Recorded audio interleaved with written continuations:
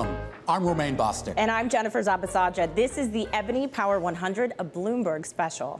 But before we present our conversations with some of the honorees from this year's event held out in Los Angeles, here is a special message from EBONY CEO, Eden Bridgman. Thank you, Romaine and Jennifer. Welcome to the EBONY Power 100. EBONY is excited to partner again with Bloomberg this year to showcase our annual event hosted in Los Angeles, highlighting Black trailblazers across industries for their remarkable achievements.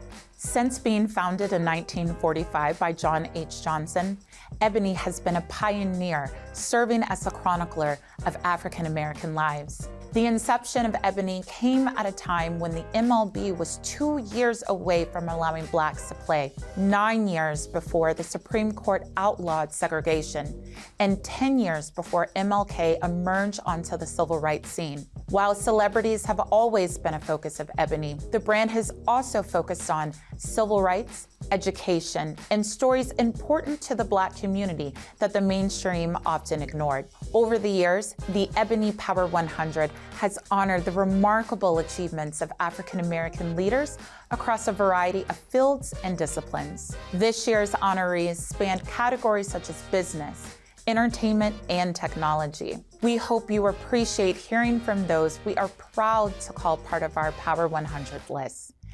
Thank you for being part of the EBONY experience, and please enjoy this year's Power 100 special, powered by Bloomberg.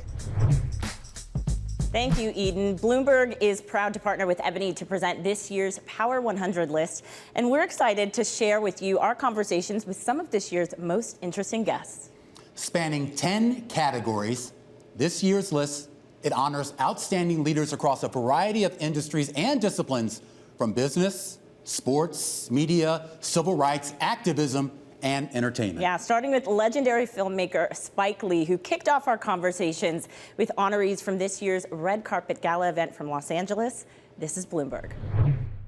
Well, I knew I wanted to be a filmmaker the summer between my sophomore and junior years at Morehouse College.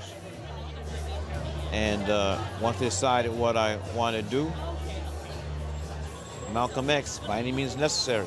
How do you advise young people, though, who want to, have the same career that you do? Well, I'm a tenured professor of film at New York University, where I graduated film school. I've been teaching there 20 years, so I tell my students, for 20 years, you got to put the work in. With regards to the business of making movies, how much has it changed from when you started your career to now? What's changed is technology. There was no thing as hold up your phone. That wasn't here, so she used to have it was shot on film. People making feature films with the iPhones and editing on their laptops. So the technology has really brought a democracy to getting the films made. Now, getting them seen is a different thing.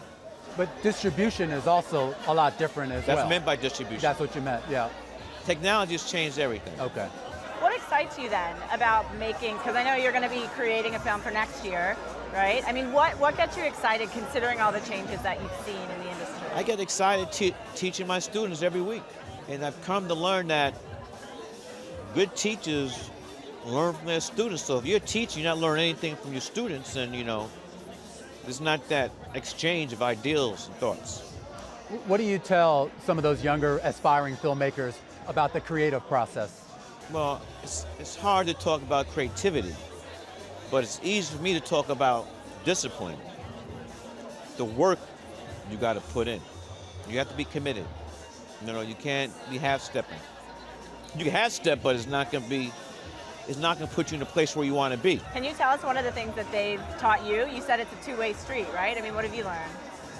Well, I'm a lot older than them, so Are you? Just like my grown children, they keep me with what's happening. You've done a lot of work in advertising, marketing as well here. Is that a component that you think some of these younger filmmakers should also focus on? You got to find your niche, You got to find what inspires you, what you like to do. But again, a lot of that stuff if you're not exposed to it, you don't know if that's what you want to do. Is it easy to not be a flash in the pan, like you said? I mean, for filmmakers, your students. Is it easy? Yeah. That's hard work not to be one and done. You got to have, again, it comes down to work ethic. How much do you want it? How much are you going to sacrifice? You know, blood, sweat, and tears. You've had a long career, Spike, one that has already won you a lot of awards, a lot of plaudits. Do you feel that the work that you've done, particularly some of your early work, has now gotten enough recognition for you to be satisfied? You know, I've long since worried about that stuff. This coming in November is going to be the 30th anniversary of Malcolm X. And the good stuff keeps getting better. Well, you finally did win an Oscar. Every time I see Malcolm X, right. it's Denzel Washington. You know? It's a fantastic movie. You finally did win an Oscar for a Black Klansman. There are a lot of people that thought Malcolm X should have been Best Picture. Do the Right Thing maybe should have been Best Picture. Maybe. Ain't no maybe. Do the Right Thing was the Best Picture of the year that year. I think so. A lot of people think so. Look, I don't want to get into a thing like that, but not that many people watching Driving Miss Daisy today. Right. Your movies have always had a certain message that I think has been welcomed by a lot of black audiences and made a lot of white audiences uncomfortable. Maybe people who never even saw the movies uncomfortable. Well, here, hold on. Black people have been uncomfortable with my films too. Yeah? So it's How not so? just She's Gotta Have It, School Days, Jungle Fever, Okay. Chirac. I keep going. You want me to keep going? Bamboozled. Bamboozled. Well, you name them. I've seen all your movies, trust me. Well, I was going to ask, Yeah. I mean, considering that long list of films that you have, what haven't you done? I mean, what's next for you? Right now, I'm working on a multi-series documentary on Colin Kaepernick for ESPN. Documentary. And it's going to focus, I assume, a lot on his protests, on his exile from the NFL, if you will. And a lot of other stuff, too. When could we expect to see that?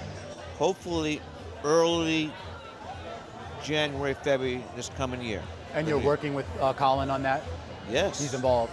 Yes, it's co-production. As the owner of McKissick & McKissick, Cheryl McKissick sits at the helm of the oldest minority and female-owned construction company in America. A fifth-generation construction magnate in the hard-knuckle and, yes, male-dominated world of the trillion-dollar industry. This year, her firm celebrated the 100th anniversary of the founder's licensing. And this year, the NAACP and CBS Studios announced plans to bring her story to life via a new scripted series, Romaine, that we thought was so interesting, that's currently in development. Take a listen. I read somewhere that you said construction industry can be a wealth builder for women and they can have a long career. Can you just explain it really quickly why? Oh, absolutely. So construction jobs actually are high-paying jobs. And, you know, if we can train women and to get into those jobs, then they can secure financing for their kids, for college, for all types of desires, a new home, whatever.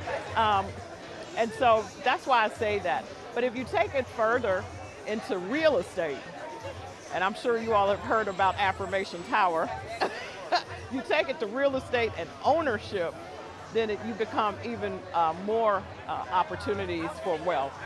How do you get more folks interested in that? And by that, I mean black people and other minorities, as well as women, not only construction, but just the whole planning and process of real estate investment? Well, what we're doing is we're trying to get them early in middle school up through high school, and we have this program called ACE Mentor, where we go into probably 200 schools in New York City, and ACE Mentor is national. And we work with the kids on a monthly basis, and they actually go through building a project, designing and building a project, and that's how we get them excited about it. Because a lot of people don't really have a bird's eye view of what construction really is.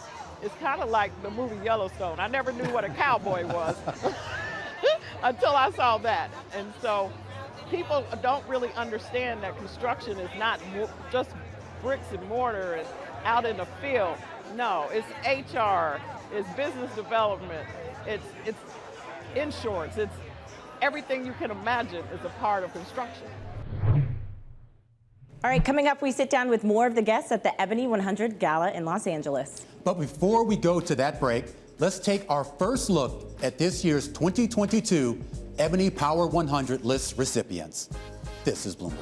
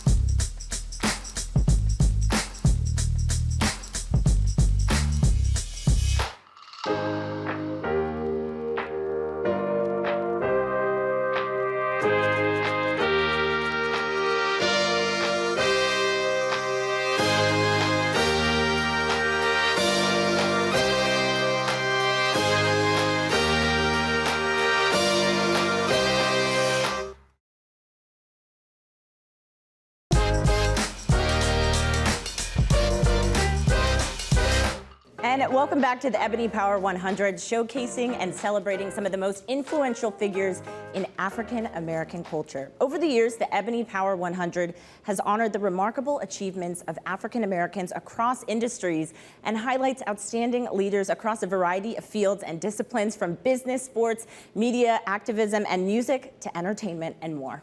Now, Bloomberg is proud to partner with Ebony on presenting this year's list, and in this special, we talked to some of the notable personalities that received recognition. We continued this special with award-winning playwright, composer, and lyricist, Michael R. Jackson. We're very excited for this one, Romaine. Yes. Best known for his musical A Strange Loop, Michael won the 2020 Pulitzer Prize for Best Drama and the 2022 Tony Award for Best Musical.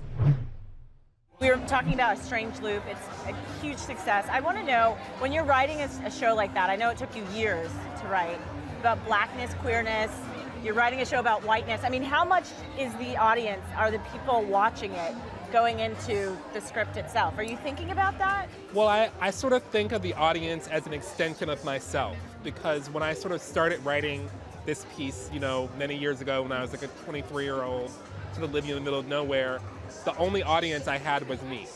And so I sort of imagined that I don't know who's going to show up, but every person is somebody who has their own issues that they're dealing with internally, and so they're watching a character sort of deal with his own internal issues, and so they can either see themselves through that, or they can see that person through a window. I would say the show is both a mirror and a window. Have you been surprised by the reception that Strange Loop received?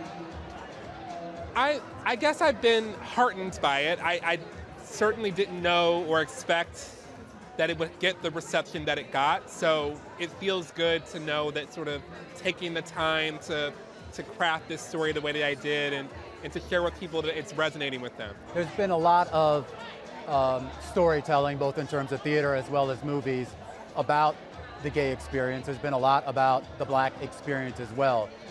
What do you think could be done better in trying to communicate or tell creative stories about those communities?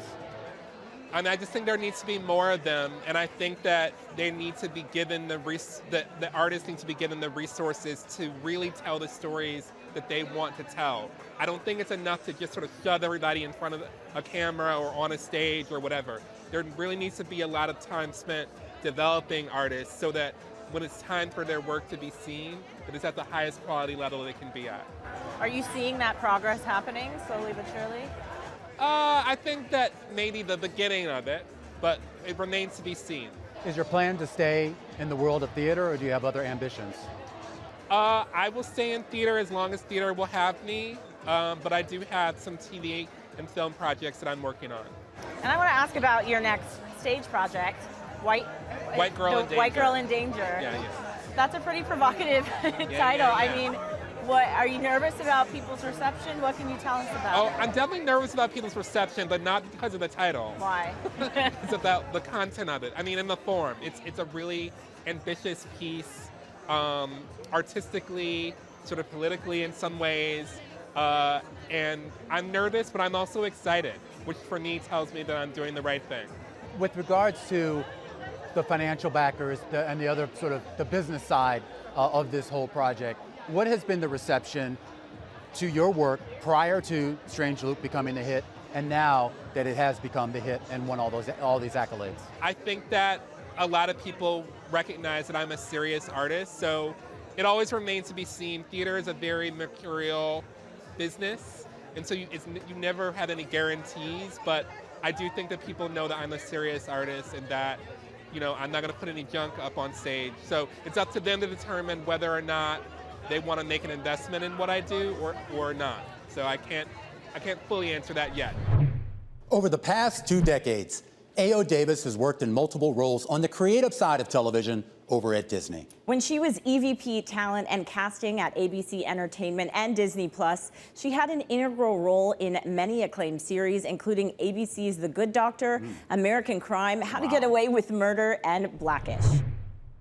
So talk to us about what it's like being here after 2.5 years of the pandemic, seeing people going back out and energized about movies again and content again. Yeah, absolutely. I mean, look, it's such a great honor to be here tonight, celebrating all of the amazing talent across all of these wonderful disciplines. And it's kind of weird to be out, right? Like, there's like, we're working a lot now. Our productions are up and running. We're super excited about some of the content that we have coming down the pipeline for Disney Plus.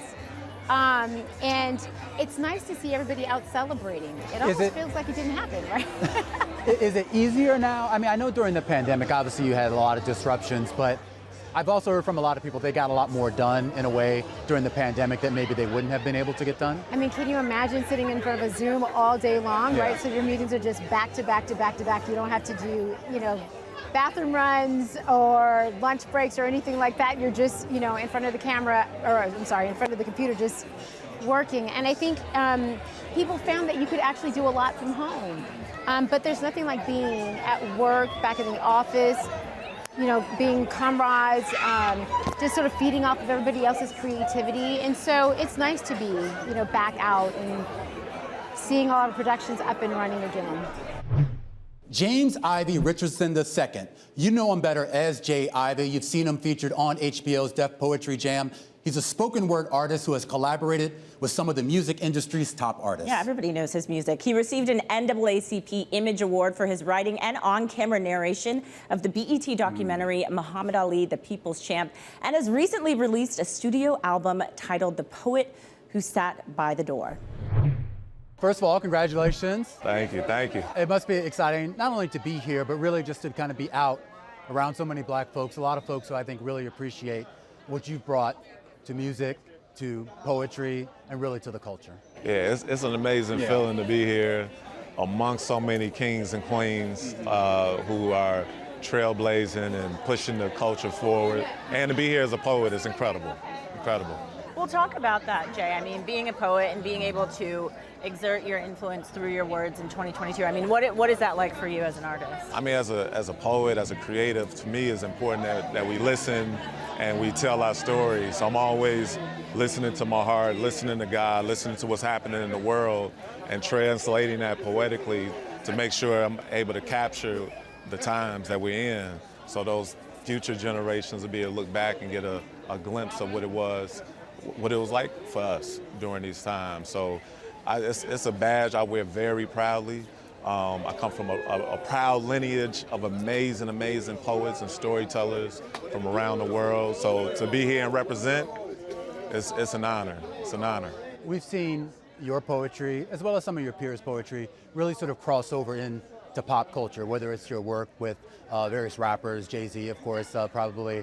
I think we were just reciting the verse. But the idea that what you do, at least for this generation and probably the next generations to come, is probably a lot more accessible than maybe what poetry used to be for some of the older folks. Yeah, it's come a long way. Yeah. I mean, poetry it wasn't the cool thing when I first started. Yeah. It was something that a small group of folks around the country, around the world were part of, but time has absolutely allowed it to grow and has become more popular, more mainstream, which is amazing because to me the key ingredient of poetry is that healing component.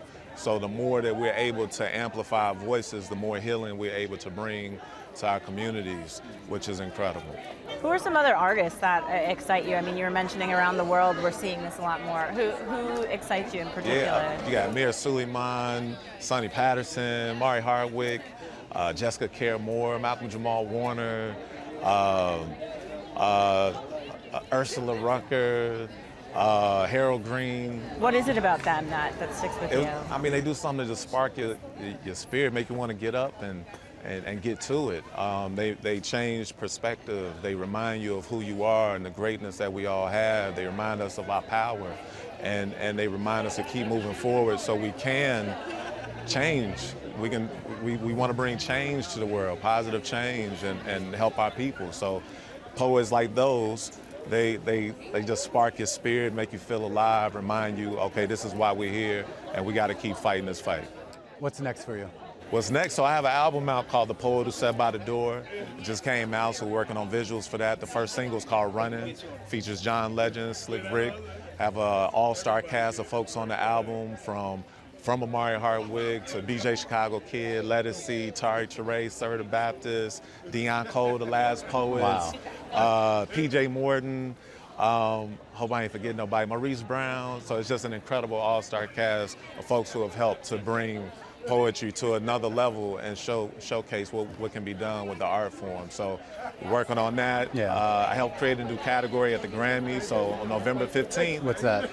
The Best Spoken Word Poetry Album category. Okay. So on November 15th, for the first time in the history of the Grammys, 5 poets will be nominated. Wow. So that's something That's a big deal. It's huge. It's a game changer. It's historic. And I'm super excited to see who those 5 poets will be. Sounds like there's plenty of artists to choose from. Yeah, absolutely. Right? Oh, absolutely, absolutely. So this is something that it will raise the bar, and it'll be something for future generations to look forward to and aspire to be. So growing up, maybe folks will grow up and say, I want to be a poet when I get older, and that would mean the world to me. Coming up, we sit down with more of the guests at the Ebony 100 Gala in Los Angeles. He was a 14-year-old boy who was so crucial to our history, but yet never really had a voice and personality to show to our world, at least in these times. So taking on that mantle was an honor for me to really embody him and be a sort of mouthpiece in a way that is so beautiful in ways, yeah. Before we go to break, let's take another look at this year's 2022 Ebony Power 100 list recipients. This is Bloomberg.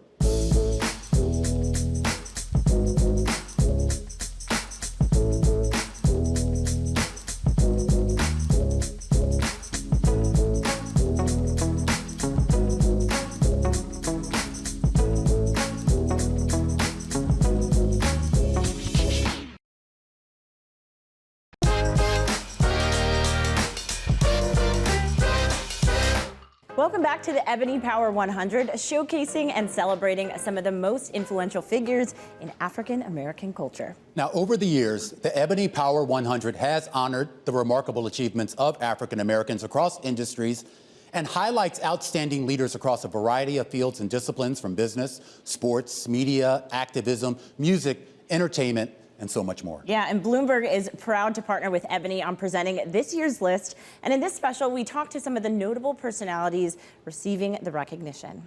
The upcoming feature film, Till, depicts the historical telling of the tragic murder of Emmett Till back in 1955 in Mississippi at just the age of 14. Yeah, and portraying Emmett in present day is Jalen Hall, who has taken on this breakthrough role with the premiere of the film taking place at the New York Film Festival. Jalen, let us know, I mean, how much did you know about Emmett Till's story before you were cast? Yeah, so kind of, the surface information. It was told to me at a young age as kind of a cautionary tale. And I knew in somewhat detail, as much detail as you can hear when you're young, about the events that occurred. And now I kind of went out into the world with that awareness. But going into filming, I got to learn so much more and in depth than I ever could.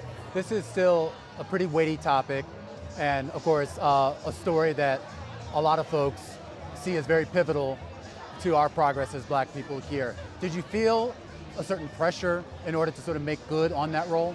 Yeah, I feel like pressure can be, in certain senses, a negative term. I feel like in this, there was definitely that responsibility and that honor, you know, because he was a 14-year-old boy who was so crucial to our history, but yet never really had a voice and personality to show to our world, at least in these times. So taking on that mantle was an honor for me to really embody him and be a sort of mouthpiece in a way that is so beautiful in ways, yeah.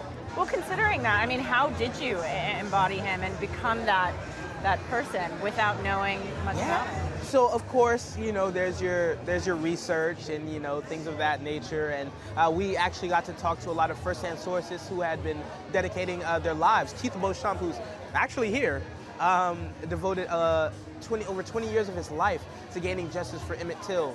So we had all of that information at our disposal, and really it was just being me in a sense, learning, of course, his personality traits and adding them to my performance. But he was a 14-year-old boy, and at the time I was 14 as well, and we weren't unalike. I met a lot of his personality and my personality mirrored each other. So I guess you can say that it was a great match. This is, you work with a lot of big people on this movie. I mean, what was it like? I mean, Whoopi Goldberg, I mean, come on. That's like, she's the queen, right? Yeah, when I first met her. Right? Right, when I first met her, I was baffled. I was just like, wow, this is Whoopi Goldberg, as anyone would. And as soon as I got to talk to her, because I was shy at first, of course, but as soon as I got to talk to her, she's just such a down-to-earth person. And real in the sense that she's herself 100% of the time, you know? And a jokester. I'll have you know right now, she is a jokester, What's next for you? What's next for me? Of course, Till, which is now out everywhere. Bruiser, a movie coming to Hulu, and The Crossover, a show coming to Disney+. Oh, and All American Season 5, can't forget about that. Oh, that's important. Yes. You can't leave that out. We sat down with Maya Wiley, who has served as president and CEO of the Leadership Conference on Civil and Human Rights since May of 2022. Now, prior to that, she did serve as counsel to New York City Mayor Bill de Blasio, in addition to herself running in the 2021 New York City Democratic mayoral primary. Here's our conversation with her.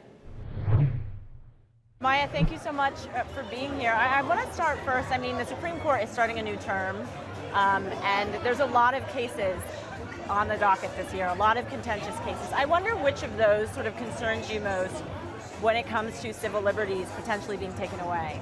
Well, listen, our rights are basically on the ballot right now because the Supreme Court is not going to protect them.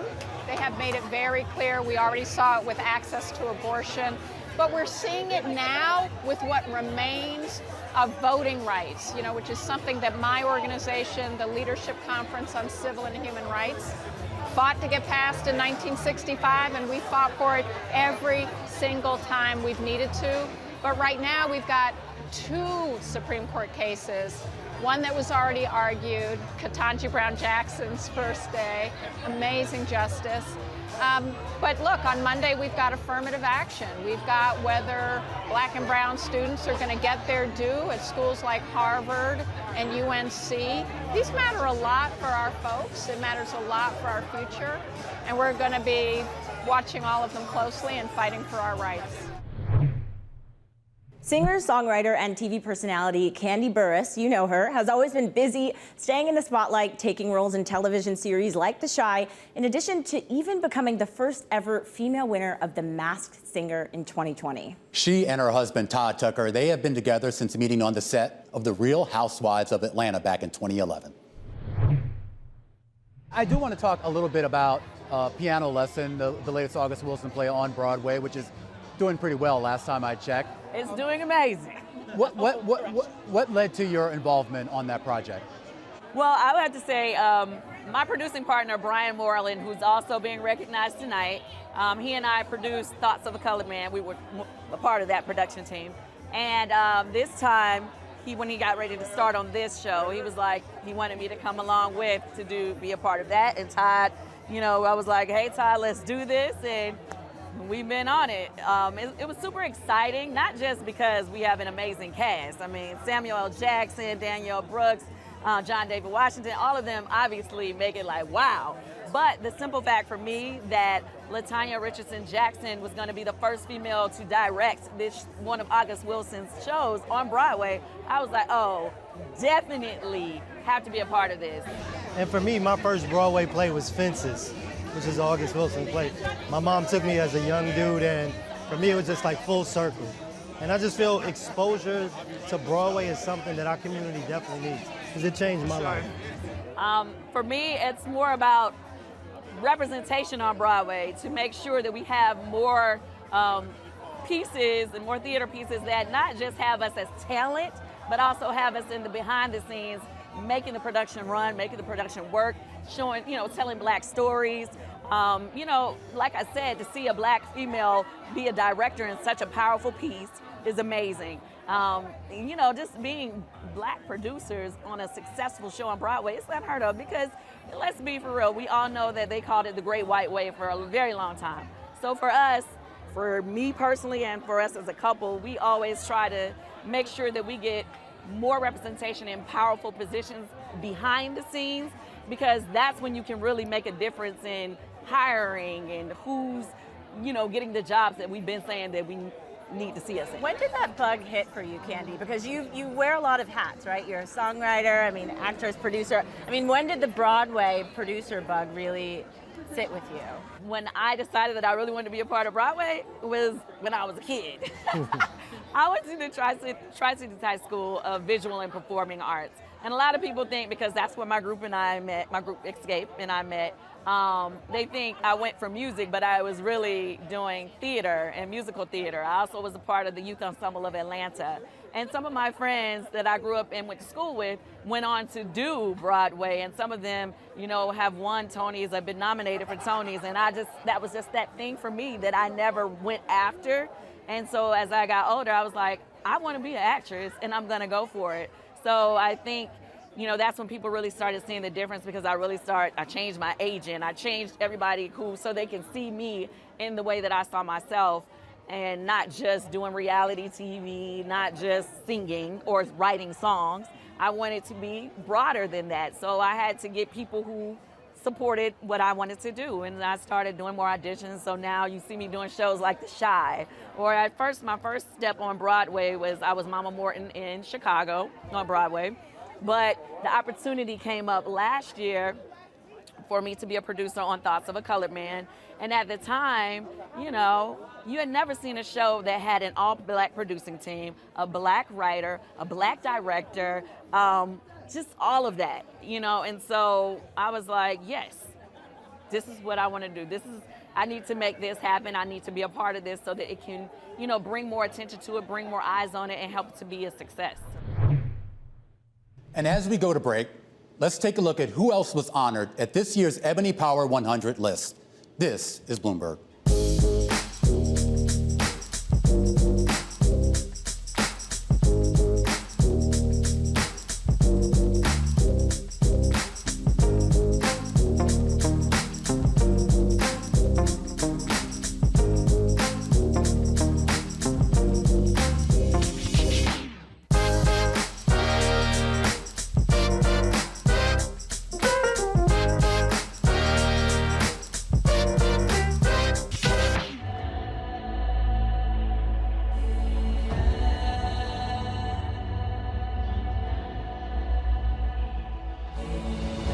This is Best Picture nominee, Black Panther.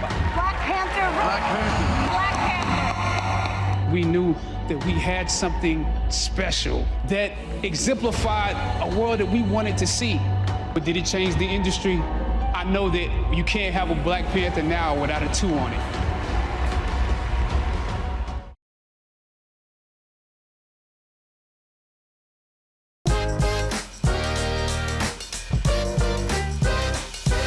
Welcome back to the EBONY Power 100. As we come to a close on our special, we wanted to give a special look at some of the highlights from the event itself.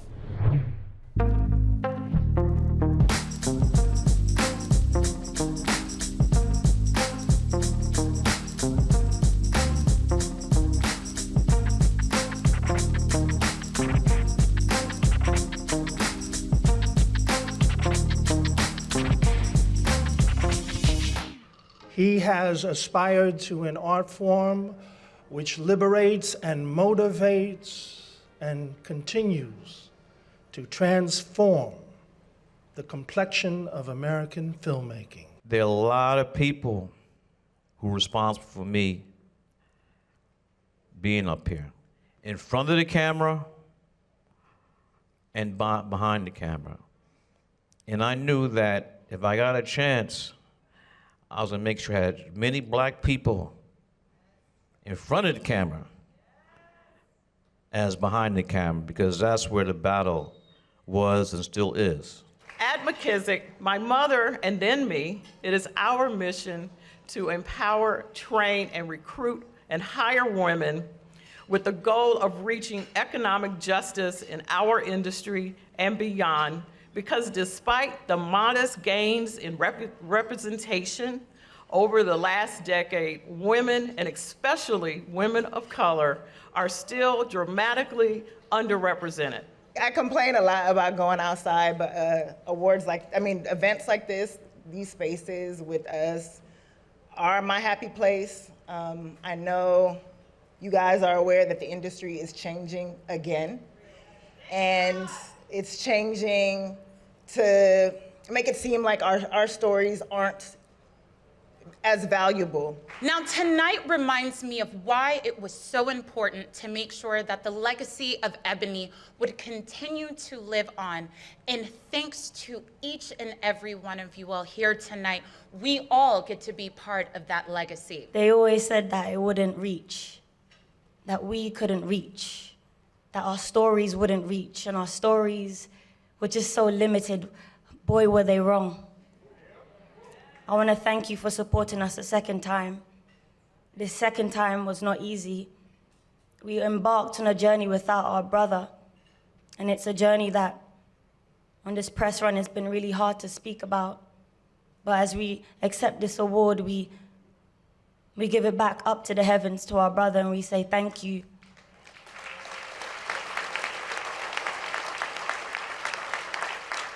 Thank you for your support. Thank you, Ebony, for honoring us. Thank you for this cover. And as always, Wakanda forever. Kaylee Joy Cooper. You may not have heard of her, but she's the founder of Girl Well.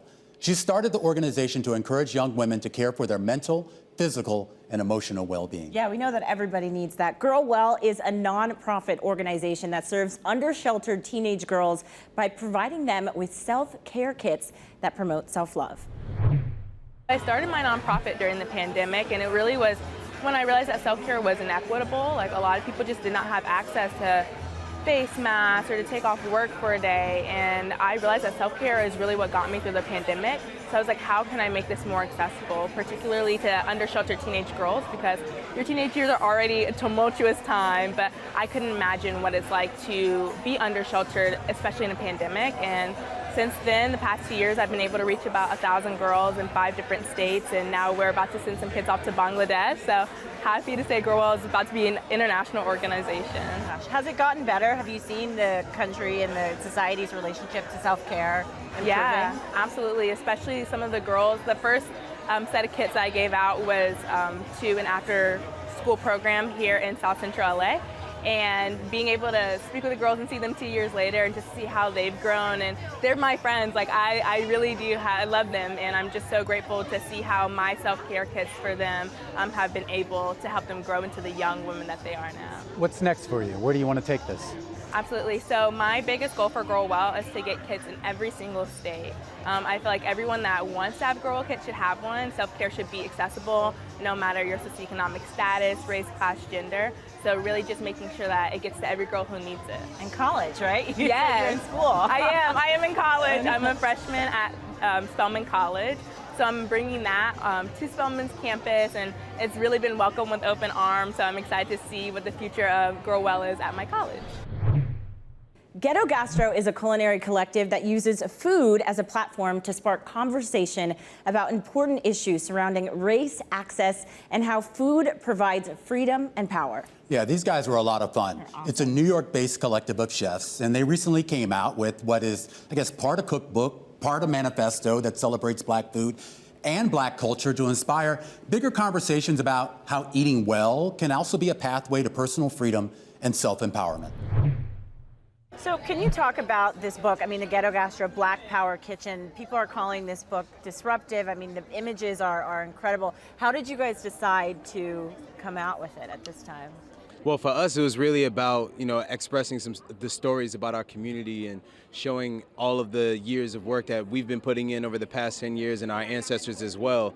So we just wanted to distill something into a tangible object that people could see. It's food, art, stories, just amazing representation of Blackness.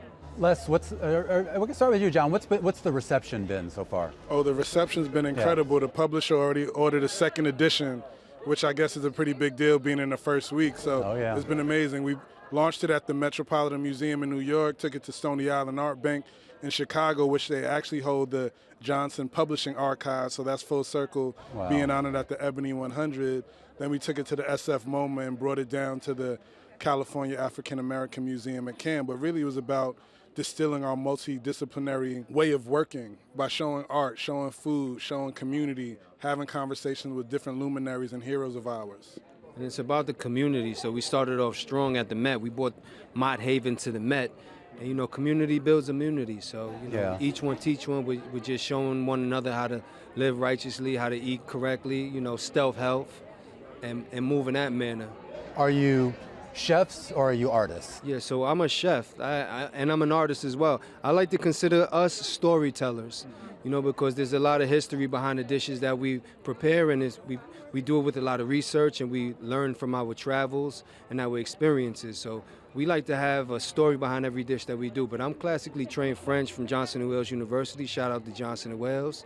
And P is also, and I'll let him dabble in that as well. Who is the book for? I mean, who are these recipes for? Is it for people who want to learn about the stories, want to learn how to cook? I mean, who were you guys putting it together for, would you say? We made this book for everyone. So this is for people who cook, people who don't cook. There's amazing recipes in here. There's awesome stories for people who want to learn more about where we come from and where we're going as a Black people in the community. And then also, if you don't cook or you don't read, we also have amazing visuals in here as well. So we wanted to meet everybody where they were at and give a little something for everybody in the family to enjoy.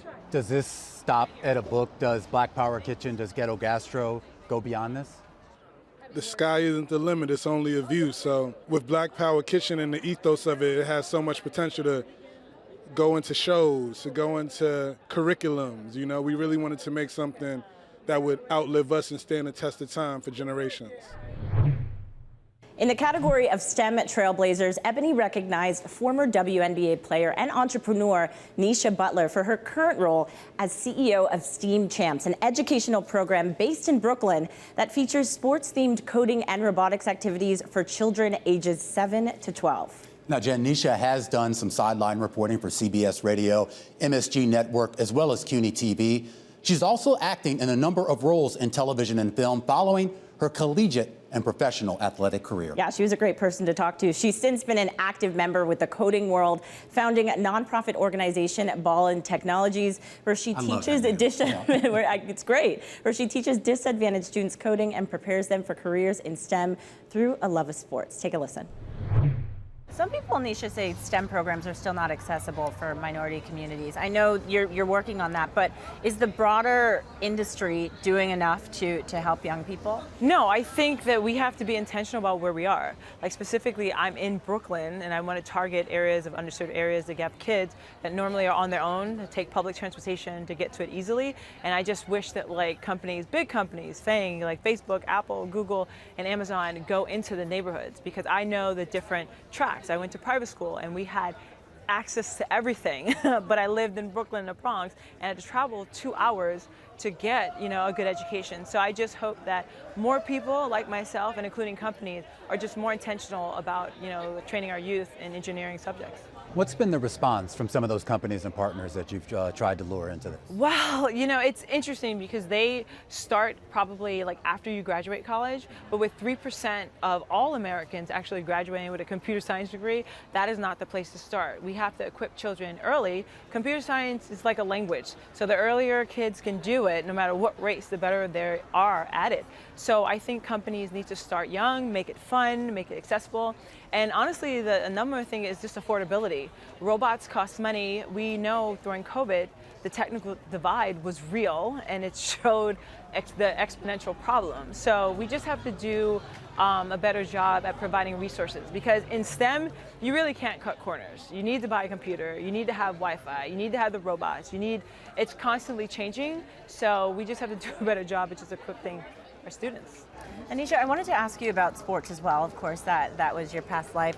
And in particular, WNBA, right? We're seeing a lot of players really having a difficult time in the off season, which is usually where they make the most money. I know you played abroad. I mean, how does this get fixed? I mean, where do you start with this issue? Well, it's a multi-layered problem for women's sports, but in general, you're right. Overseas is where most of the women get paid as far as wealth.